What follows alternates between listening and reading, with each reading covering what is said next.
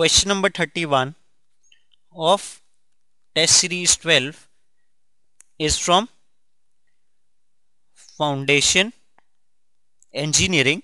In this question, it is given that there is a single friction pile. Since end bearing is neglected, so it is a friction pile of diameter of 40 centimeter and length of 10 meter, and it is driven into clay which is having an average unconfined compressive strength, that is QU is given as 110 kilonewton per meter square.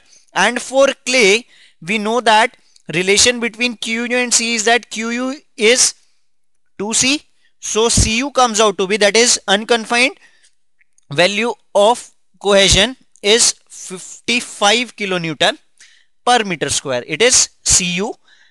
Also it is given that shear mobilization factor as 0.62, and it is asked that what is the ultimate bearing capacity of pile.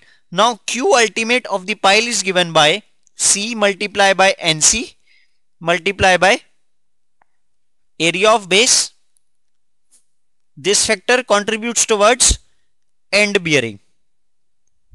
And if we talk about surface, it will be alpha multiplied by Cu multiplied by surface area.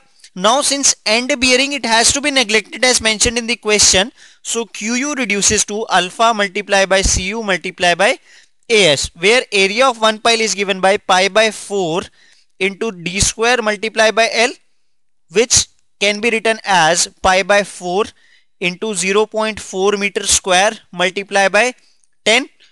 Alpha is already given as 0.62 and Cu is given as 55. Upon substitution of this term as 0 and this term as 0.62 into 55 into pi by 4 into 0.16 into 10, it comes out to be 428.51 kilonewton. So correct answer for question number 31 can be approximated very well as B.